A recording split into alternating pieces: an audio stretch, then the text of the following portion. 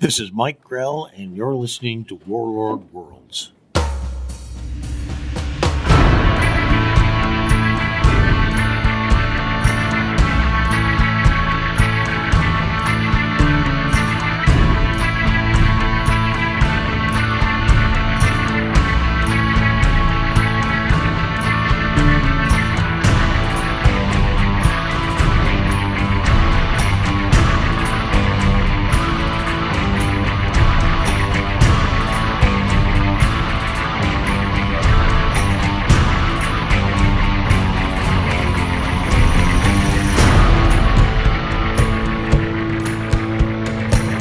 Welcome back, and thank you for listening to Warlord Worlds, a fan podcast devoted to the comic creations of writer and artist Mike Grell, including the Warlord, Jon Sable, and Green Arrow. I'm Ruth. And I'm Darren, and this is a fan podcast. We're not affiliated with Mike Grell, and the opinions expressed are just ours. We do this podcast simply because we enjoy reading and talking about the comics of Mike Grell. The number of issues covered in each episode varies based on story arcs. Today we're talking about a special 3-part Jon Sable story from issues 25 through 27, and we're covering Green Arrow issues 29 and 30, and the Warlord issues 35 through 36. And we'll also continue our coverage of the Legion of Superheroes by Mike Grell with issues 212 and 213. Our special guests joining us for that segment are Anj of the Supergirl Comic Box Commentary blog and Jeff Messer of the Geek Brain Popcast. If you enjoy the podcast, please check out MikeGrell.com. That's his official site. You'll find his convention schedule, photos, and news updates there. Mike has several upcoming convention appearances scheduled during January through March, including New Orleans, Albuquerque, Irving, Texas, Las Vegas, and Dayton, Ohio. As always, pre-orders for convention sketches may be placed through Scott Kress at CatskillComics.com. And if you can't make it to a convention but would like to get an original drawing, then Scott Kress can help you out. Just make your request at CatskillComics.com. We also recommend the Mike Grell page on Facebook. The site features lots of great news and images and is expertly run by Gus Ceballos and Jeff Messer. Mike Grell's variant covers for the current series continue. Recent covers include Green Arrow with his longtime friend Green Lantern for issue 30. Issue 31 features Green Arrow along with members of the Justice League, including Superman, Wonder Woman, Batman, Green Lantern, and The Flash. Green Arrow is on a cliff and is preparing to shoot an arrow straight up into the sky on issue 32. The golden background is gorgeous. The cover of issue 33 makes me think of the style in the Longbow Hunters. On the right, it has perfect profiles of Green Arrow beside Black Canary, and on the left side of the cover, Green Arrow is in a classic pose taking aim with his bow and arrow, and there's a cityscape with mountains in the background. It's awesome. Mike Grell's character Shadow is the focal point of issue 34. She is standing back-to-back with Green Arrow, and they are letting arrows fly as they fend off a large group of sword-wielding attackers. Mike Grell mentions this particular cover on his website, saying, "This is the first time I've drawn Shadow for a comic in more than 2 decades. I'm very pleased with the way it came out. The finished inks are going on my wall." And we find Green Arrow underwater battling a sea creature on the cover of issue 35. He needs Aquaman to help out. All of these covers are wonderful, and we hope every Mike Grell fan is collecting the variant cover issues to show DC just how much we love his work on Green Arrow. In other big news, a new Tarzan novel was recently published, and it features interior illustrations by Mike Grell. The book is titled Tarzan, The Greystoke Legacy Under Siege. It's written by Ralph Laughlin and Ann Johnson and features a cover by Tom Gianni. We know Mike is a longtime fan of Tarzan, so he must have enjoyed getting to do about a dozen original drawings for this book. Every illustration is stunning, and we hope he gets future opportunities to illustrate more of these books. We enjoy sharing listener feedback, so please feel free to write us anytime and join in on the conversations. We'd love to hear your thoughts about any of Mike Grell's titles. I'm always interested in hearing what others think of Mike Grell's stories and art, and it's great to hear how people first discovered his work. We'll provide our email address and other ways to reach us at the end of the episode. Warlord Worlds is part of the Rad Adventures Podcast Network. If you enjoy the show, please consider checking out our other podcasts that are available on iTunes, Stitcher, Google Play, and YouTube. Xenozoic Xenophiles covers the post-apocalyptic adventure series Xenozoic Tales, featuring Cadillacs and dinosaurs by writer and artist Mark Schultz. And Trekker Talk is devoted to the adventures of 23rd century bounty hunter Mercy St. Clair from the pages of the sci-fi comic Trekker by writer and artist Ron Randall. Mike Grell, Mark Schultz, and Ron Randall are our favorite comic creators. Their stories are filled with action and adventure and interesting characters, and their art is excellent.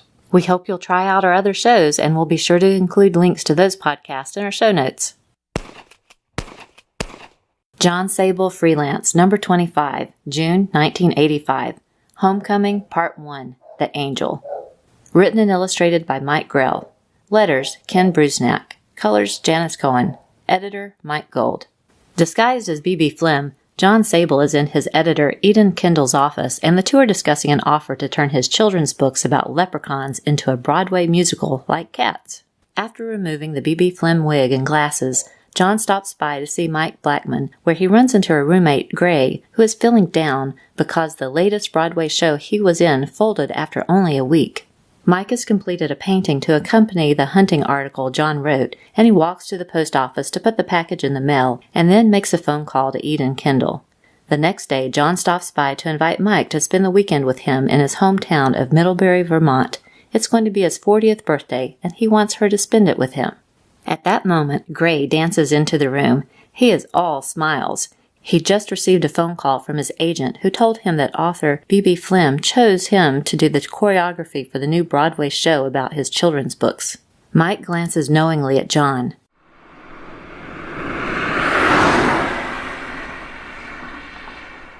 At the cabin, the ground is already covered in snow, and Mike wonders if they'll be trapped for days, which is something Jon obviously finds appealing. The two spend a day walking in the woods and making snow angels. That evening, Mike looks at a picture of Jon when he was a little boy that is on the mantel.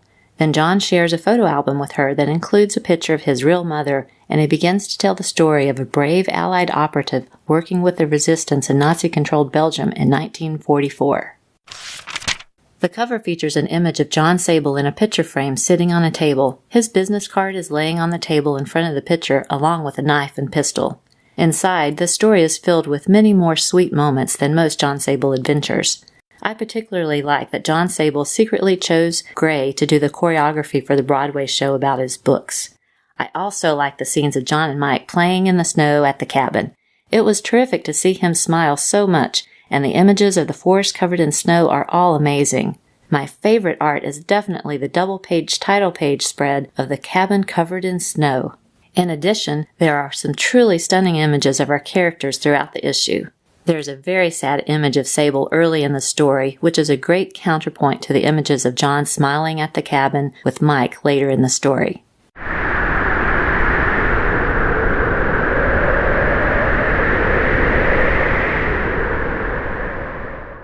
Jon Sable Freelance, number 26, July 1985. The Homecoming, Part 2, The Moses Line. Written and illustrated by Mike Grell. Letters, Ken Brusnak. Colors, Janice Cohen. Editor, Mike Gold. As snow falls on the cabin in Vermont, Jon Sable continues telling his story to Mike Blackman. His father, Jonathan Lightfoot Sable, was the son of a Welsh miner and a Scotch-Irish schoolteacher who came to the U.S. at the age of 15. During World War II, he was stationed with the Air Force in England. In March 1944, he was flying a bombing run over Nazi-controlled Belgium when his plane was shot down. He was able to parachute to the ground, where he was lucky to be found by members of the Belgian resistance, including the beautiful Simone Fortin, who runs the Moses Line for aiding Allied soldiers trapped behind enemy lines. Over the next few weeks, he was given new clothes and taught how to walk, speak, and act for his journey home. Brussels to Paris, to the Pyrenees, to Gibraltar, and finally back to England. Sometimes by foot, sometimes by train, sometimes by boat. The trip would take many weeks. Nearing Gibraltar, Jonathan and Simone are spotted by a single German plane.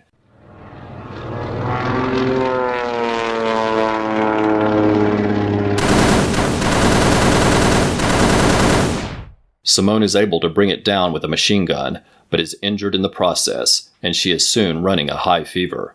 Jon leaves her in a cave and sneaks into a German camp to steal medical supplies. After 2 days, Simone has recovered.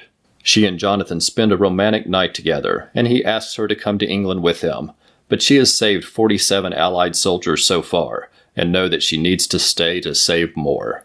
Jonathan arrives back in time for D-Day on June 6, 1944, but he receives a cable saying Simone has been captured and is presumed dead. The cover features an image of Jonathan Lightfoot Sable and Simone being fired upon by the German plane. Knowing that Mike Grell served in the Air Force makes this story particularly interesting, and the drawings of the airplanes are terrific. I really enjoyed this tale and learning about Jon Sable's parents. I liked the way both characters were able to save each other at different parts of the story. Some favorite art includes the pages when the bomber is shot down and Sable parachutes to the ground, as well as the pages of Sable and Simone hiking through the European countryside, followed by the encounter with the German fighter plane. The final panel is troubling, but there is one more part to the story. What could be next?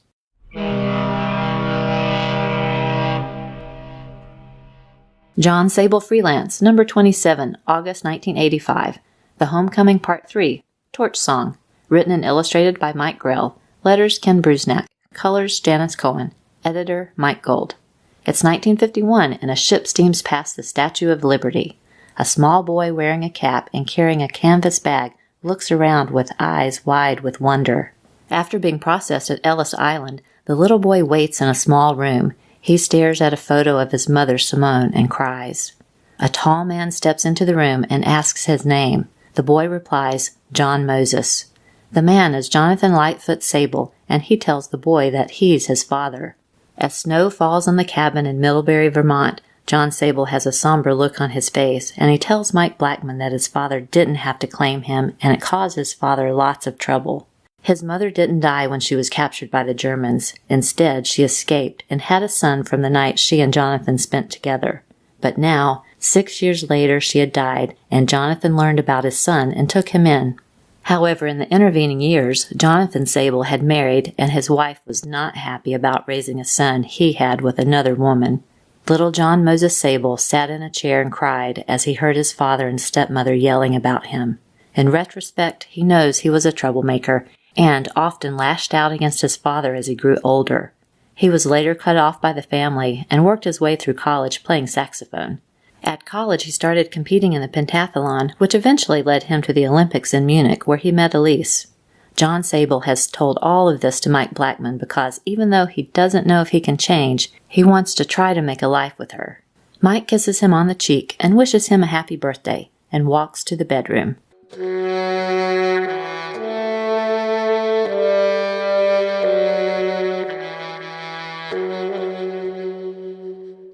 John takes out a saxophone and begins to play while thinking about Elise, his children, and Mike.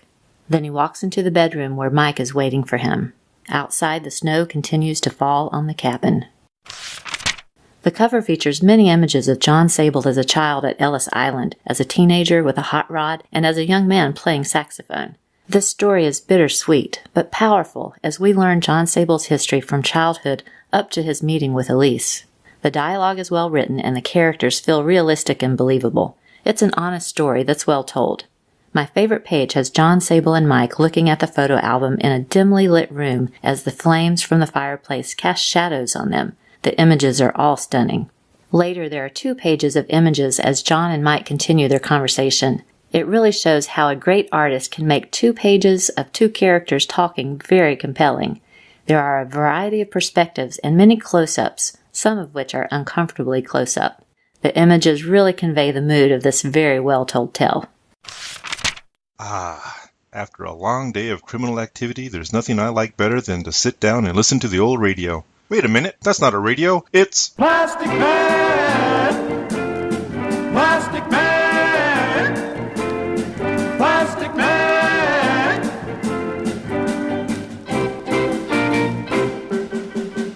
That's right, it's the Plasticast, a brand new podcast dedicated to Plastic Man. I'm your host, Max Romero. Together, we'll be talking about Plastic Man in the Golden Age, the Silver Age, the Bronze Age, and every other age you can think of, right up to his upcoming reappearance in DC Rebirth. We'll also be talking about any Plastic Man news that might be coming up, and his appearances in every media from comics to cartoons. Whew. Makes me woozy just to think about it. I hope you'll join me to talk about the longest arm of the law, here on the Plasticast, here on the Fire and Water Podcast Network. Plastic Man! Plastic Man! Green Arrow number 29, February 1990. Coyote Tears, Part 1. Writer Mike Grell. Pencils Dan Jurgens. Inks Dick Giordano and Frank McLaughlin. Letters John Costanza. Colors Julia Lacquement. Assistant Editor Katie Main. Editor Mike Gold. A coyote stands quietly surveying the rugged wilderness surrounding him. including massive mountains in the distance. The Coyote sees a bear just waking from its winter slumber. The bear slowly walks down to the ocean shore to a horrible sight. A giant oil tanker called the Argon Warrior sits just offshore. It has run aground and oil is leaking from a huge gash in the side of the tanker. Birds can be seen struggling in the oily water. At a news conference at Argon Oil, spokesman Paul Chandler is answering questions about the tanker, insisting that the company is doing everything possible to clean up the spill. He disputes the number of birds killed in the spill and insists that no sea otters have been killed, when suddenly 2 members of Greenpeace throw a barrel at him and several dead oil-covered otters land at his feet.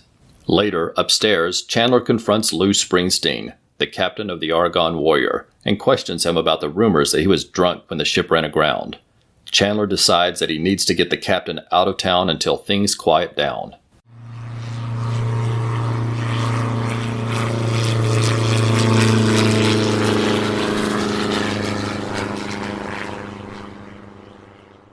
A small plane flies across the Denali National Park in Alaska and lands in the water at Two Moons Lake. Argon Oil has a corporate lodge there where Captain Springsteen is left to keep him away from the reporters in the city. Later, in Seattle, Oliver Queen is reading the newspaper, which features a story about the captain of the Argon Warrior, who has been missing for 2 weeks. In the background, a news story details the large number of birds and sea otters that have died from the oil spill. In addition, bears emerging from their winter hibernation are searching for food. Bears have had to be shot when they have come too close to the cleanup crews working in the area. Oliver crumples the paper and packs the suitcase and grabs his bow and walks out, leaving Dinah staring at him knowingly.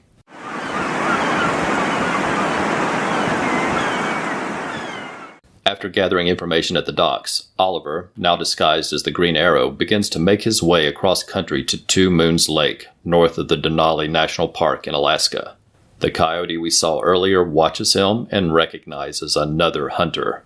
Finding the cabin, the Green Arrow kicks in the door, surprising Captain Springsteen. The cover by Dan Jurgens and Dick Giordano features an image of Green Arrow on a rocky cliff, staring down at the damaged tanker as oil leaks into the ocean.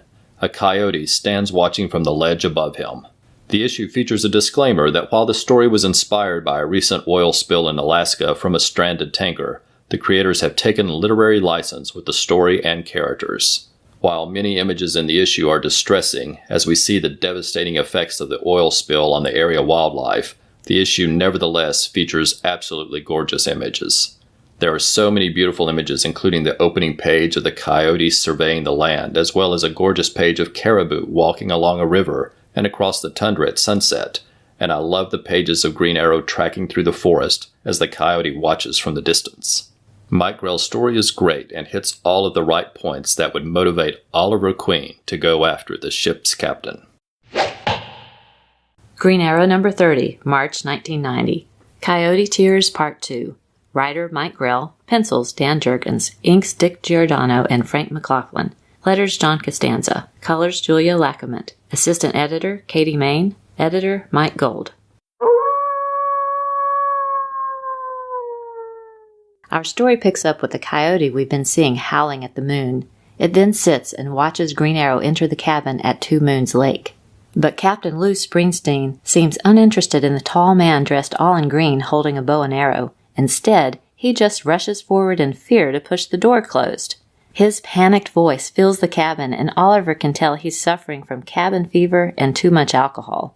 He's convinced the coyote is mystical. It watches over him and howls night and day. He's tried to shoot it, but he claims it can't be killed.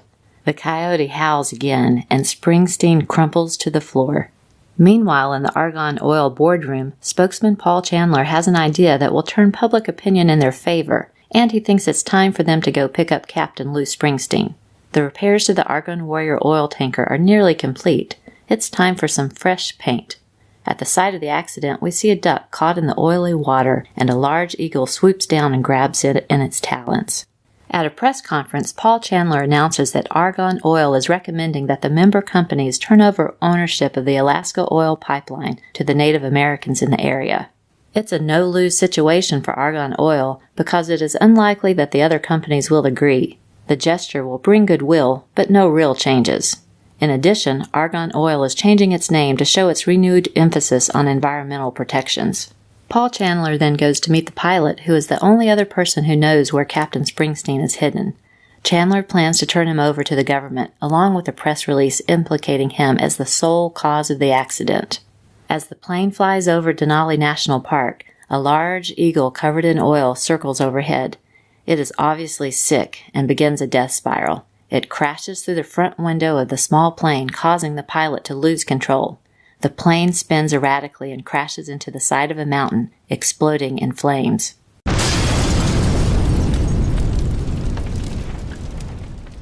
Back at Two Moons Lake, Oliver Queen has heard enough.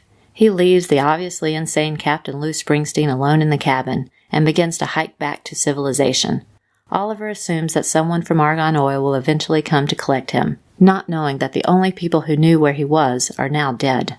Outside, the Coyote watches as the Green Arrow disappears into the forest. Anchored offshore, the Argon Warrior sports the newly painted name of the Argos Voyager on the side.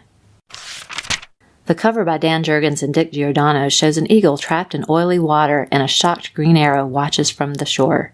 The issue is full of real-life parallels and divine retribution. We see cruel characters get what they deserve, which is satisfying, but we also see how companies can redirect attention and how quickly the public can forget something that was so upsetting for a while.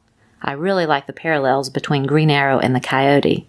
Early in the story, the Coyote recognizes Oliver as a hunter like him, yet the Coyote is also an observer to what is going on around him. The same applies to Green Arrow in this story. He isn't actively involved in the story, but is only an observer. It's a great parallel. My favorite art in this issue is the double-page title page that shows the Coyote watching Green Arrow enter the cabin. Another favorite is a few pages later when the Coyote is howling at the moon and Captain Springsteen crumples in a panic at the sound. Coming to media players everywhere in 2017 from the Fire and Water Podcast Network. Beginning with the origin of his comic book fandom and ending with the destruction of the universe. Professor Zoom Yukinori leads a monthly expedition through his favorite single-issue comic book stories from the Bronze Age of DC Comics. While promising unique celebrity guest perspectives in an ambitious attempt to set this program apart from other comic book review podcasts. Thrill to the imagination. Bask in the brilliance. Experience the wonder of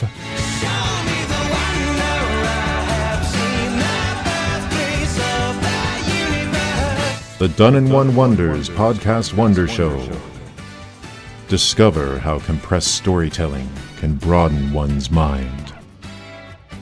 Listen for it wherever Fire and Water Podcast Network podcasts are networking.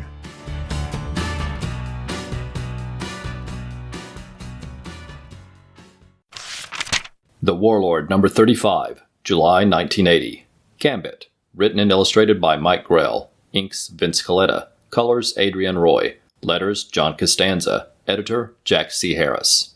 Our story picks up where the previous issue left off, as Travis Morgan bids farewell to Machiste and Mariah in the distant past of Wizard World. As he sheaths his sword, he begins to travel through time, but he does not land back in Skataris as expected. Instead, he finds himself inside a modern house in the suburbs. Looking outside, he thinks it might be the East Coast, maybe New Jersey. Suddenly, a female warrior appears behind him. She calls herself Agnes and holds a sword and shield and challenges him to battle. Morgan does not wish to fight her, but defends himself with his sword. However, when Agnes reaches for a rifle in a case on the wall, Morgan instinctively pulls out his pistol and fires at her. But she vanishes, and the bullet hits the wall behind her. Suddenly, a bar appears behind him, and a bartender offers him a drink. But it's drugged, and as Morgan starts to pass out, he sees several robed men coming from an adjoining room. As the robed men prepare to sacrifice Morgan on the kitchen table, a pair of dice are rolled. And suddenly, Morgan wakes and grabs his sword and slashes at the men in robes. Then a hand moves a small figure on what looks like a chessboard, and suddenly a blazing fire demon erupts from the oven in the kitchen and attacks Morgan.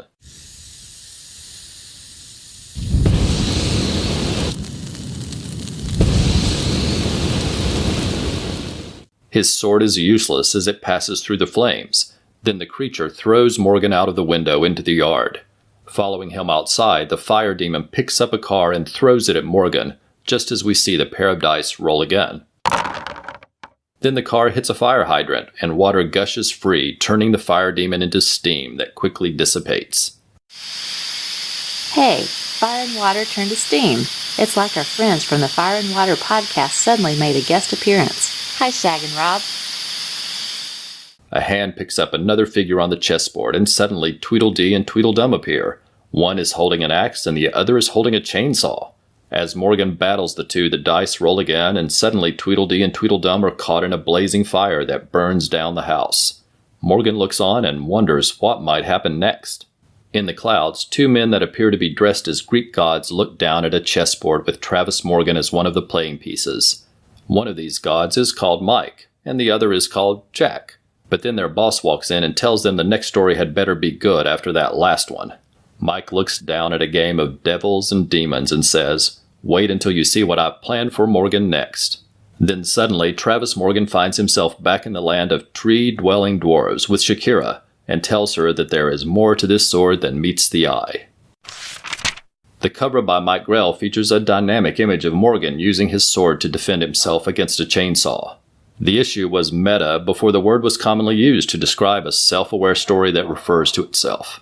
The action is amusing and a little crazy as you figure out what is happening, and the art is fun.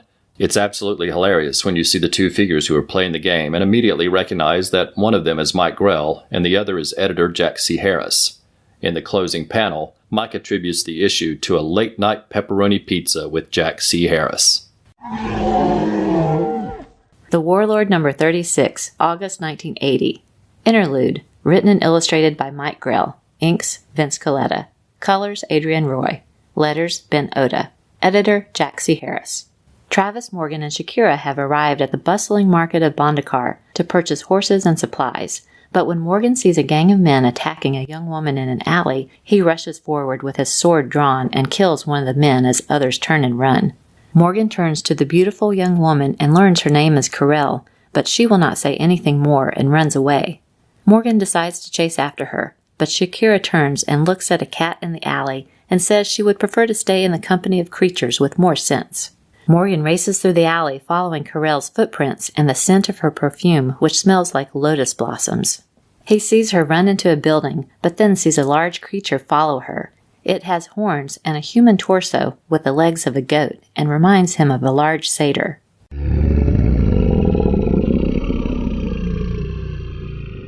He finds the creature towering over Carell. Morgan attacks it, and it turns and rakes its talons across his chest before Morgan is able to drive his sword through the beast's chest. Carell tells Morgan that an evil wizard wants her for his bride. She refused, and he has sent men and creatures to capture her and return her. Carell leans forward to kiss Morgan, but he passes out. He is running a fever from the wound he received fighting the creature. Carell cares for him for a while, but when he finally recovers, he wakes to find he is alone. Then he hears Carell scream in the distance. Morgan races up the stairs and finds Carell tied up and Demos is standing over her. Morgan draws his sword to attack Demos, who fires bolts of energy from his hands. However, the Hellfire sword protects Morgan from the blasts. As he slashes at Demos, he yells, "For Carell, for Tara, for Joshua, for me." Morgan frees Carell, but she recoils from him. She saw his face when he attacked Demos, and she could tell he enjoyed the slaughter. She runs from him in terror. Back in the alley, Shakira has acquired their horses. Morgan joins her, but tells her he feels empty. He used to blame Demos for the evil in his life, but now he feels the evil may be inside him. The cover by Mike Grell features an image of Travis Morgan holding his sword and leaping into action to battle the satyr and to save Carell. It's a great issue as Mike Grell examines Travis Morgan's motivations and actions. I really like Shakira's attitude and responses. She is very matter-of-fact and doesn't get caught up in following Morgan out of blind loyalty. The art is terrific. I particularly like the first panel at the market. The lighting creates a nice atmosphere. The double-page title page is dynamic as Morgan battles the group of men who are attacking Carell. The page of Morgan's fevered dreams is a great way to remind readers of past events with Tara, Joshua, and Demos. I really like the composition of the page. and the battle between Morgan and Deimos is another dramatic page that is lavishly illustrated. Aquaman and Firestorm fighting crime together. Soak 'em down or burn 'em up. No one does it better. Whenever you find trouble, they'll always be there to catch them in a bubble or even torch their hair. They stand for truth and justice in sea, on land, in air. Aquaman and Firestorm, they make a super pair. The Fire and Water Podcast, celebrating Aquaman, King of the Seven Seas, and Firestorm, the Nuclear Man. Available at Fire and Water Podcast, Aquaman Shrine, Firestorm Fan, and on iTunes and Stitcher. I'm one of your hosts, the Irredeemable Shag, here to talk about Firestorm. Along with me is my co-host Rob Kelly, here to talk about some guy that talks to fish. Really? You're going to pull this crap during the promo? It's bad enough I have to put up with your shenanigans Next up is our coverage of Mike Grell's run on the Legion of Superheroes. Mike started his career at DC Comics with a brief run on Aquaman, followed by a long run on the Legion, where his excellent artwork quickly won over fans, and he remained the artist on the book from issues 202 through 224, and he continued to do covers for quite a while after that. Knowing there are many knowledgeable Legion fans, we invited guests onto the show to discuss these stories, and we're very excited to have these experts covering these fun issues. Joining us today are our friends Dr. Anj of the Supergirl Comic Box Commentary blog and Jeff Messer of the Geek Brain blog and Popcast. Also, if you're a Legion fan or just interested in learning more about the team, then we encourage you to visit the Legion of Superbloggers. This extensive site features news, reviews, and discussions from a great group of dedicated fans. We highly recommend the group, and we'll provide links to their site in our show notes, and we'll send out a big thank you to Russell Burbage from the group, who has been very supportive of our coverage. Hello again, Warlord Worlds listeners. It's Dr. Anj, curator of the Supergirl Comic Box Commentary blog and one of the Legion of Superbloggers. I'd once again like to thank Darren and Ruth for inviting me on to do a guest review of a Mike Grell Legion book.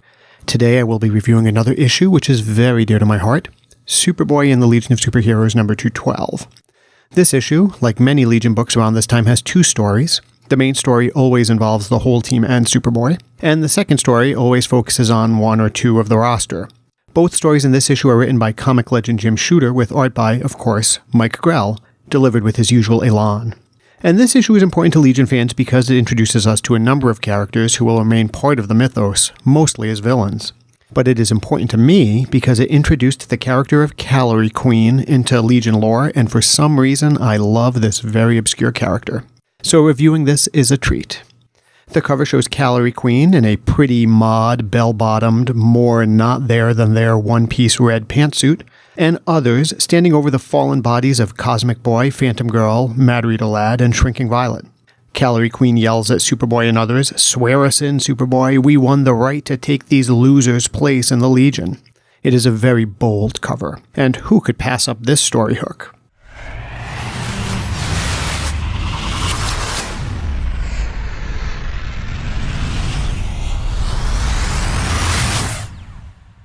The first title is Last Fight for a Legionnaire, and it is the story shown on the cover. The story starts with a blonde man in a purple tunic walking into the Legion headquarters to try out, only to walk out dejected. Angrily, he uses his powers to fling a statue of Ferrolad into the sky magnetically. But then his mind is compelled to return it to the ground safely. He looks over and sees a number of other rejects standing around the plaza. One, a lovely blonde girl, walks up to him and says they should go ahead and put the whammy on the 6 Legionnaires that cost them a spot. Off-world, the science police get word that an important news item needs to be delivered to a Legionnaire, one that will change that Legionnaire's career. Now back on Earth again, the rejects enter the Legion headquarters and demand a fight. They were all slighted because they don't have a unique power, one of the requisite factors for Legionnaires in their constitution. This group of rejects includes Magnolad, the purple-tunicked person from before, who comes from Brawl, Esperlass from Titan, Phantom Lad from Bigotzel, Microlad from Imsk, Chameleon Kid from Durla, and of course, Terran Loy, Calorie Queen, who comes from Brawl. All of these rejects come from planets that have innate superpowers, but all of whom are already represented in the Legion. And Calorie Queen is a little bit different than just plain old Matter Eater Lad, though. She can eat anything, but her father discovered a way that she could harness the atomic energy of what she eats into super strength. Therefore, she has the strength of 10 women.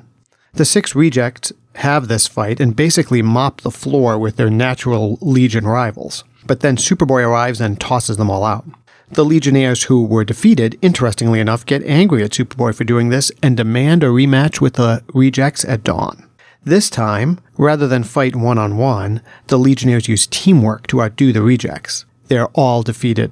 Chameleon Boy sums it up nicely. Superheroes win because of teamwork. As for that earlier scene, this post-victory scene is interrupted when it turns out that Matter Eater Lad has been drafted into Bismalian politics and must leave the story. In fact, this is a story hint from an earlier adult Legion tale from Adventure Comics back in the Silver Age. Before he leaves, Matter Eater Lad tells the team that they should consider Calorie Queen as his replacement. It shows he is willing to forgive and help an opponent. But sadly, the team doesn't recruit her. I wonder why. Maybe in the 70s, the ability to eat anything wasn't considered a cool enough superpower to continue. I'll talk in a bit about why this issue is important, but basically, Calorie Queen alone makes it priceless for me.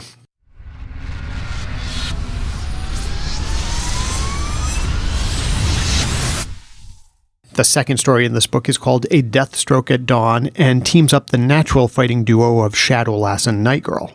I will say this is the Mike Grelliest of costumes for Nightgirl, the equivalent of about 2 tissues and a hanky of material covering only her essentials.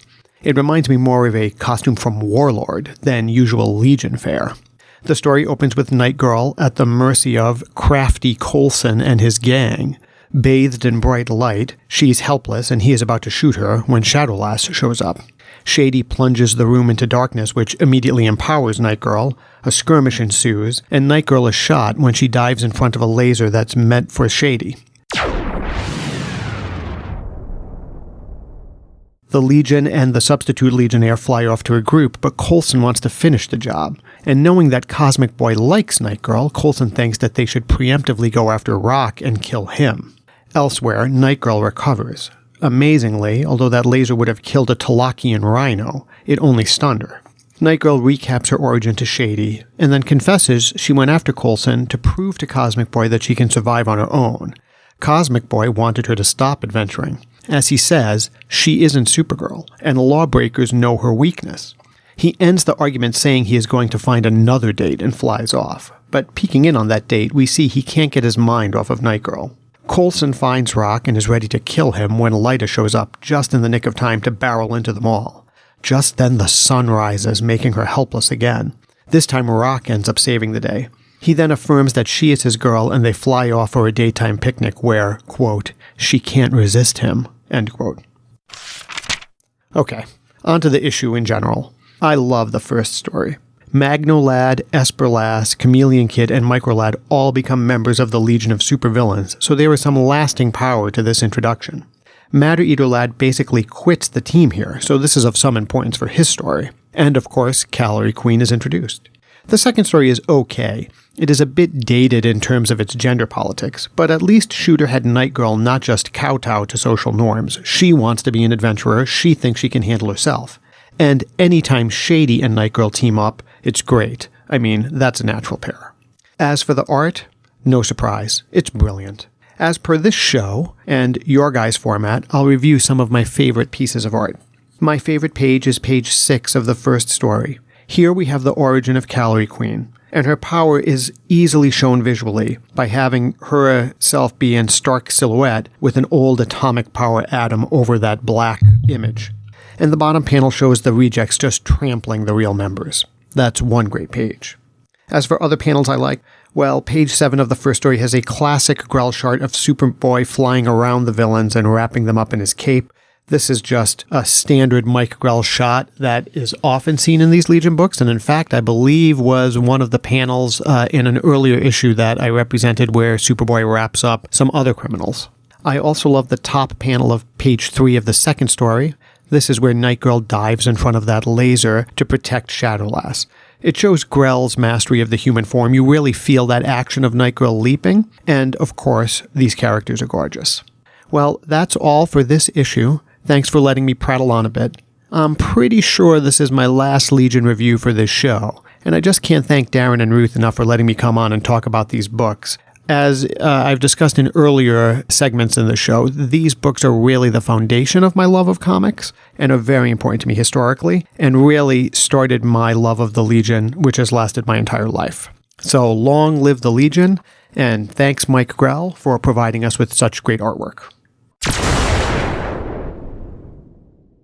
Big thanks to Darren and Ruth for having me back on the show. My name is Jeff Messer of the Geek Brain Popcast.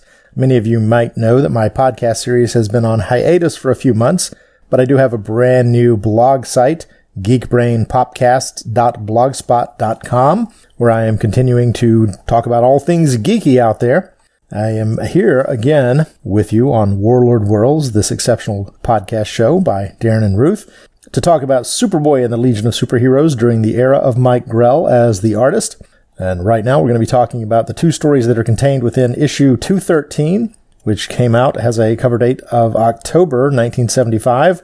Superboy, starring the Legion of Superheroes, and the story that we see on the cover is The Jaws of Fear, which shows Superboy streaking across space toward the Legion cruiser that is being eaten up by a giant space creature of some sort with big fangs. We can see the Legionnaires inside the bubble dome of the cruiser, all freaking out and panicking. We see the same thing essentially on page 1 when we get into the book. Art by Mike Grell, story by Jim Shooter. The first page is, of course, the, if you will, preview synopsis of what's going on. Superboy telling everybody about the story, and it shows the image of Ultra Boy in the dome of the Legion cruiser freaking out.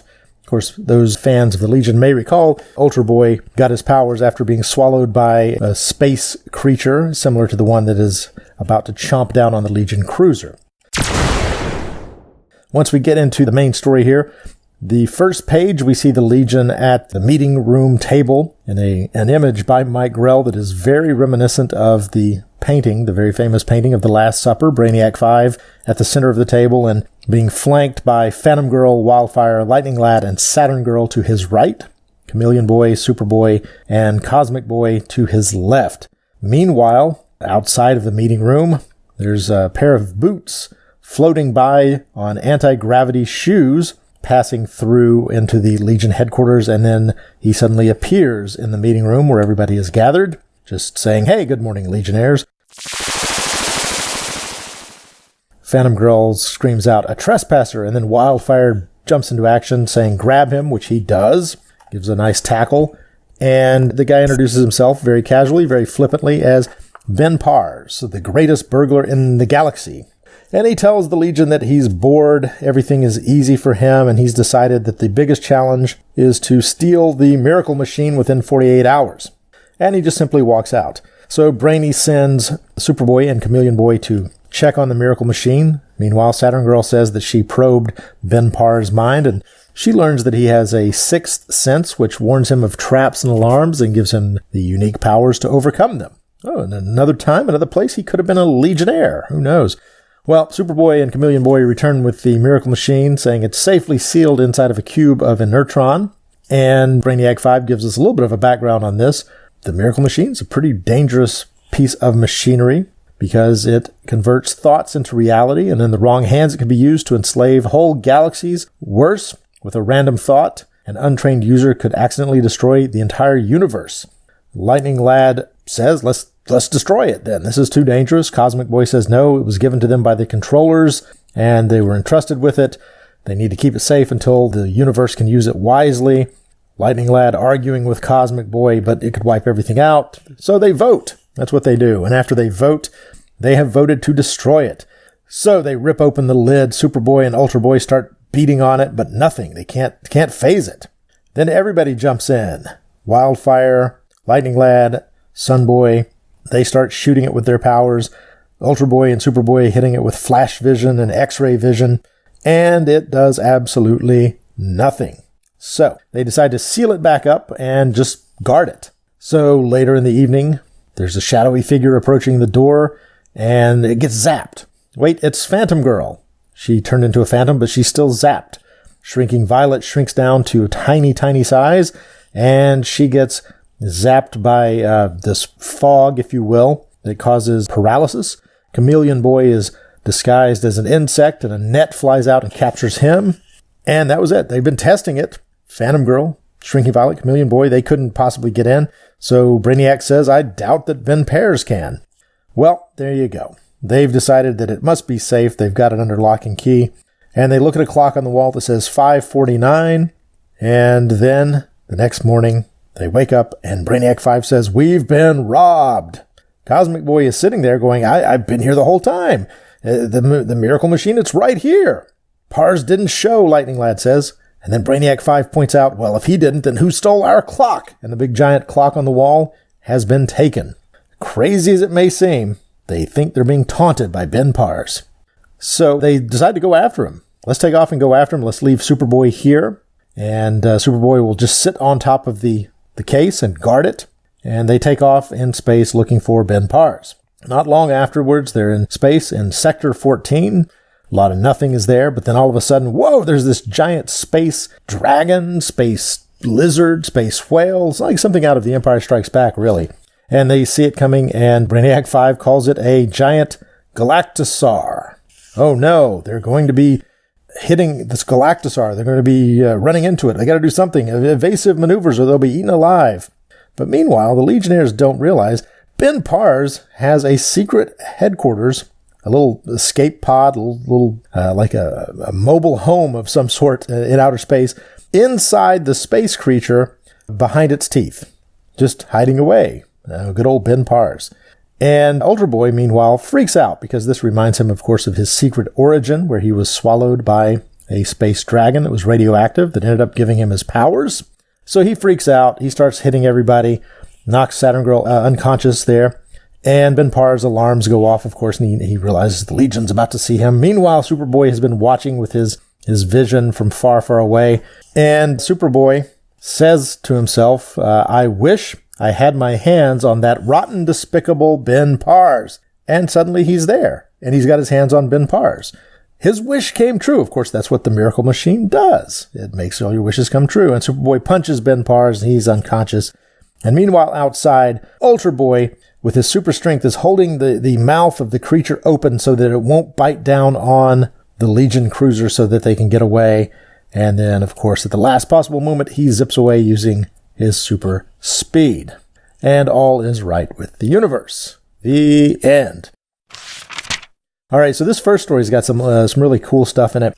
Like I said, the Last Supper image in the first panel is pretty cool. Maybe one of my favorites. Mike Grell doing a little homage there. I got to say, though, one of the best sequences, though, is Wildfire tackling Ben Pars and having him on the floor, holding onto his shirt threateningly. Two panels at the top of page 2, or page 3, rather, that really show Mike Grell's ability to draw action in such a great, realistic way, like Wildfire tackling Ben Pars. It's a great, great shot. That's probably my favorite piece of art in the book. There's the great shot of the Legionnaires trying to all use their powers on the Miracle Machine, except for Lightning Lad's arms, which look a little wonky. That's kind of a cool image there, showing the diversity of powers in action. And let's see, finally, the great shot of Ultra Boy holding up the mouth of the creature on page 11 is really quite cool. There's a second story in here as well, written by Jim Shooter with art by Mike Grell and Bill Draught. I don't know much about Bill Draught, but his artistic, I guess his inks, he must have been inking Grell on this, fit very well with Mike Grell's. I remember this being one of the first Legion comic stories that I think I ever read back in the day after many months, or, I'm trying to remember as a kid. Like my cousin or somebody had a Legion comic that was missing its cover that had this story in it.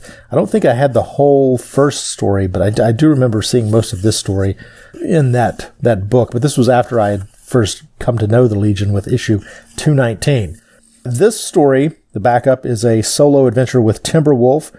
It is called Trapped to Live, Free to Die. And Timberwolf is on a solo mission, and he's looking for a distress signal in a wreck on a planet.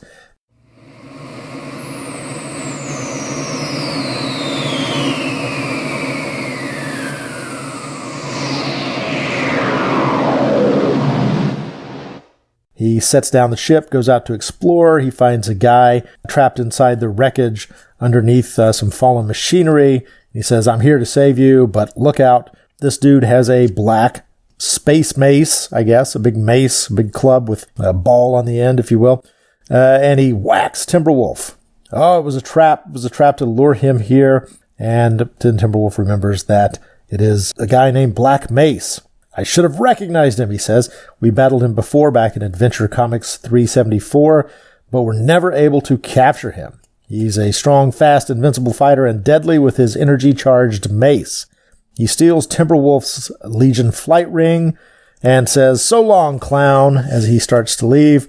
And Timberwolf realizes he's going to get away. He says, you're not going anywhere. Our Legion craft have auto defenses, controls programmed to respond only to Legionnaires. At which point, Black Mace decides, well, I'll take you along so you can fly as well. And I will just, you'll be my hostage. And he's watching his every move. And then Timberwolf suddenly creates a force field bubble around himself. And Black Mace is trying to whack at it. Timberwolf breaks free of the bubble and does a nice acrobatic flip, crunching Black Mace right in the midsection there. Whack, knocking him down. Black Mace takes a swing at him. It's a big fight that goes on for pretty much a whole page until Timberwolf is on the floor and Black Mace has got the drop on him. Timberwolf's holding his hand to Black Mace's hand, and then he touches the Legion flight ring, which activates the ring, and he goes flying up to the ceiling, knocking him out. So Timberwolf can shackle him, get his ring back, and fly home. The end. Really quick story. There's a lot of bizarre inconsistencies in this story with Legion lore, even though it was written by Jim Shooter. Touching the Legion flight ring, I don't think would be the thing that activates it. It's kind of a peculiar little move. But all in all, it's just a quick, fun diversion of a story. Timberwolf, of course, in his pointy hair, Wolverine-esque looking appearance in this. Always a great, fun character. Lots of really good action in this, by the way. The shot at the bottom of page 4 of this story, with Timberwolf breaking out of the bubble and doing a somersault flip into Black Mace. Mike Grell has drawn him with multiple kind of 2 images of Timberwolf showing you his acrobatic skill. So that's a good display of the powers of Timberwolf. And the fight sequence, very, very good as well on page 5. Mike Grell, always great at action shots. And whether the story is good or not, it's always fun to look at with Mike Grell drawing it. Can't exactly figure out what it is that causes Bill Drought's artwork to blend with Mike Grell's. It is Grell. I mean, you can see the artwork is Mike Grell, but then there's something about it that is a little off. And not in a bad way. I like the artwork, but you can tell somebody else is working with Grell. And I think Bill Drought is a pretty good compliment to Mike Grell. I'll have to look into him. So somebody go out and Google Bill Drought and see whatever happened to him and why he stopped working with Mike Grell, because that was a really good story. That is it for Legion of Superheroes, or Superboy and the Legion of Superheroes 213. Thanks again to Darren and Ruth for letting me jump in and join in the conversation. I'll be back in several episodes. We're coming up pretty soon on my first comic book I ever owned, Legion of Superheroes, Superboy, and I want to say Legion, but it's Superboy and the Legion of Superheroes, number 219. I'm so much looking forward to talking about that one with you guys. And in the meantime, that's it. This is Jeff Messer from the Geek Brain Popcast saying, take it away, Darren and Ruth.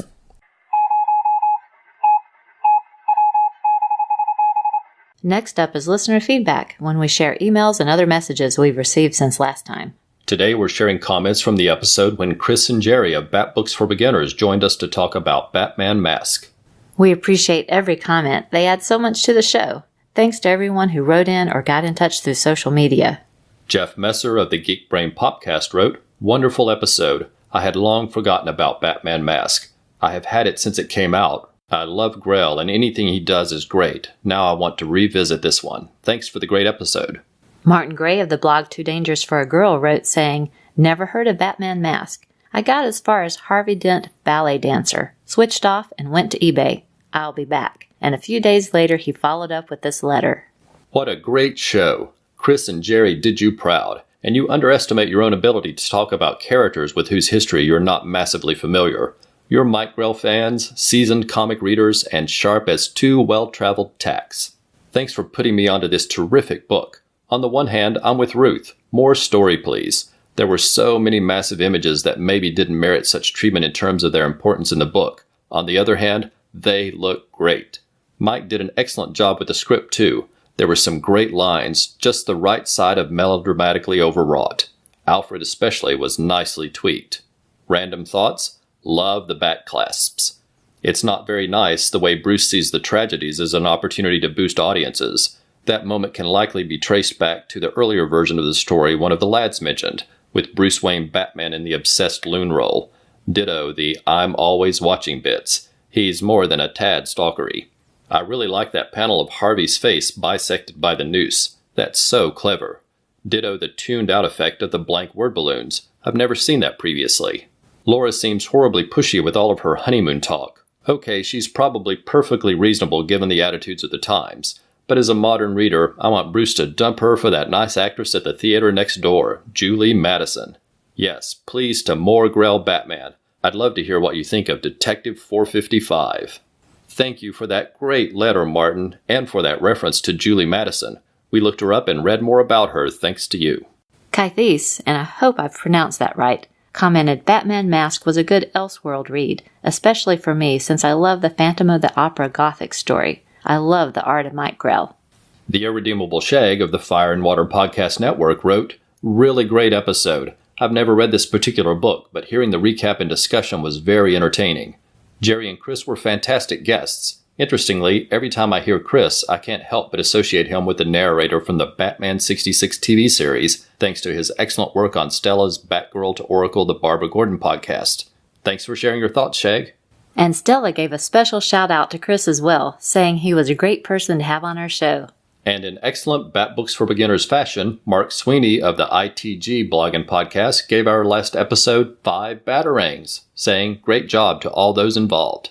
Simon Barre Brisbois let us know he liked the cover of the Batman Mask, noticing a Phantom of the Opera feel to the artwork, similar to the European romanticism you find in novels like Dracula or the Bronte novels like Wuthering Heights. We appreciated that atmosphere and style as well, Simon. And we want to give a very special thanks to Simon. He did some outstanding promotions for Warlord Worlds on Twitter. He included our logo and link, calling it a great platform to study, analyze, and discuss the world of Mike Grell and his work. He is glad that our podcast helped him to discover Warlord, a series that he now loves. Thanks, Simon. And we want to let everyone know that Simon has started a fun series of reviews of Warlord issues on Twitter.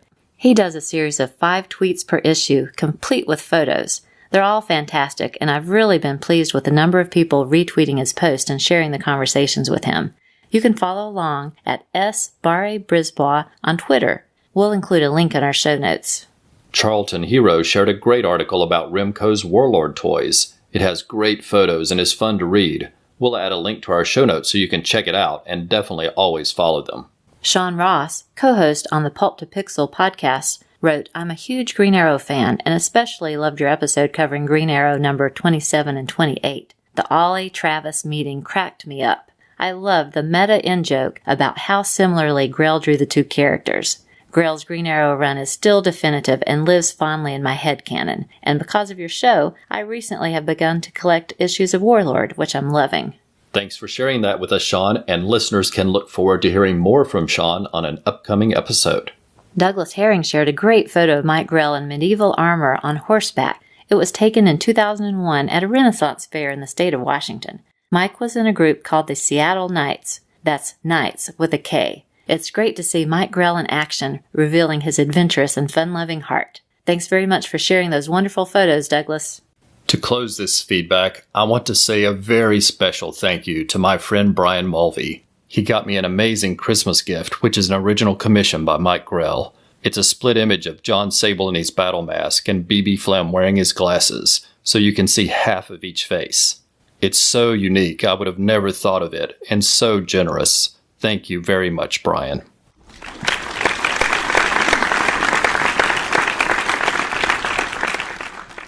Next, we want to extend our thanks to everyone who supported us on social media. These are people who promoted our last episode and shared comments. If we miss a name, let us know and we'll include it next time. And please do forgive us if we mispronounce your name. If that happens, let us know and we'd be happy to correct that next time as well. Alan Wright from BoldOutlaw.com. Dr. Anj of the Supergirl Comic Box Commentary blog. Ashford of the Ride On Network featuring Feathers and Foes and Straight Out of Gallifrey.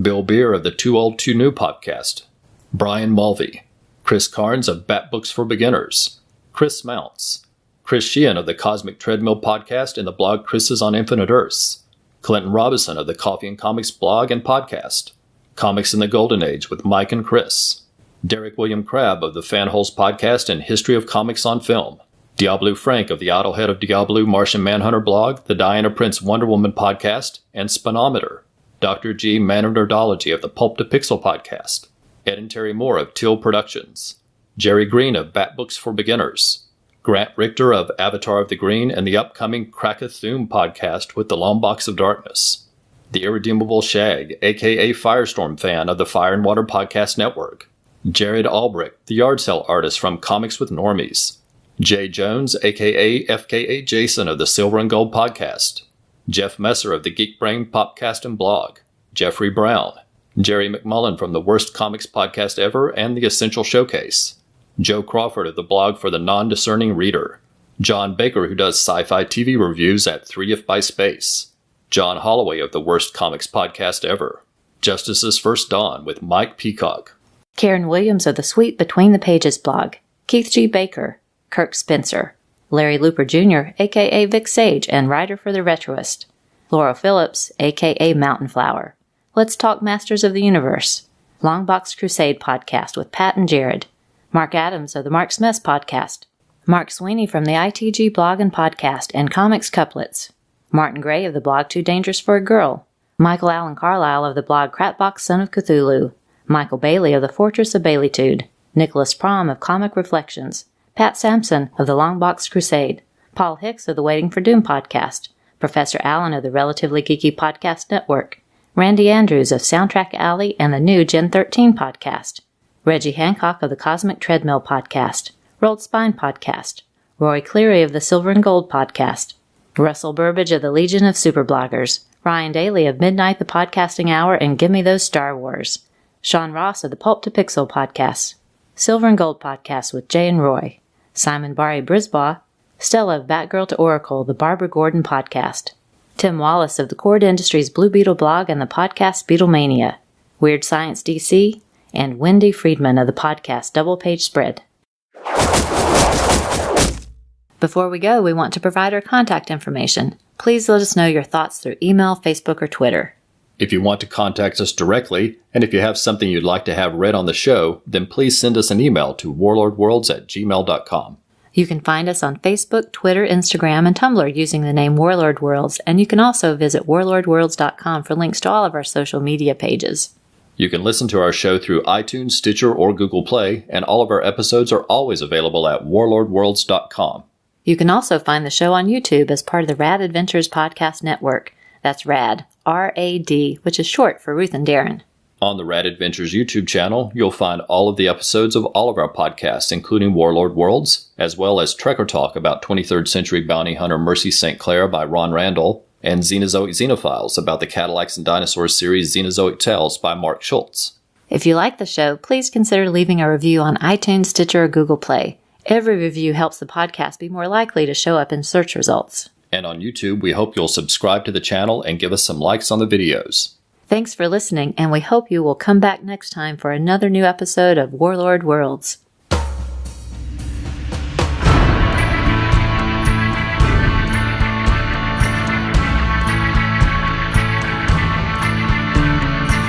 Warlord Worlds is a proud member of the Comics Podcast Network. For more information, visit comicspodcast.com. We are not affiliated with DC Comics or Mike Grell. The views expressed on the show are solely ours. Music is taken from the album Royalty-Free Instrumental Music for Movies and Websites. We make no money from this podcast and no copyright infringement is intended.